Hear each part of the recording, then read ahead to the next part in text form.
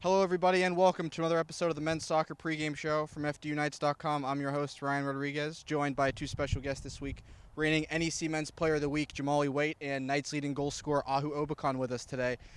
It's been a very, very busy last few weeks for you guys in terms of play. The only team in the NEC that's played 2 games in each of the last 2 weekends. Just talk a little bit about how excited I'm sure you are to only have to prepare for 1 game this week. Yeah, I mean, it's been really tough, you know.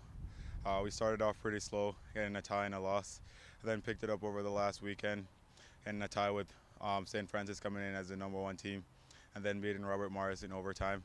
So, I mean, it's really put us in a good spot in the table. So now we can just focus on winning this game coming up and hopefully keep getting wins. You guys go on the road this weekend to St. Francis, a team that on paper is only 5-8, which is not a super impressive record, but you guys have both been around long enough to know that you kind of have to throw records out the window when you play any team in the NEC. Yeah, especially St. Francis, because they've been the winner the last 4 and 5 years. So just in that respect, we have to at least respect them in that regard, no matter what their record is right now, because they're always going to be a dangerous team, and especially at home, because I'm pretty sure they've only conceded before this year they only conceded 2 goals at home in 4 years. So everyone knows it's tough going there, but we just got to be prepared to put in the work, and I'm pretty sure we'll get a result. Resiliency and sort of mental toughness of the team is something that Seth and I have talked about on this show a few times this year. To play so much soccer in 2 weeks like you guys did, and to cap it off with a very, very dramatic OT win and get a big 3 points against a very, very solid Robert Morris team, is that just sort of more of a reaffirmation of the sort of mental toughness and fortitude that you guys have on your roster?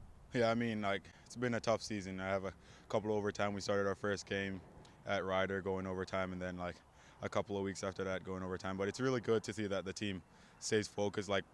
Even all these games going through overtime, we haven't lost a game. So it's really good to see that the team is focused in that regard, staying strong, not conceding goals in overtime.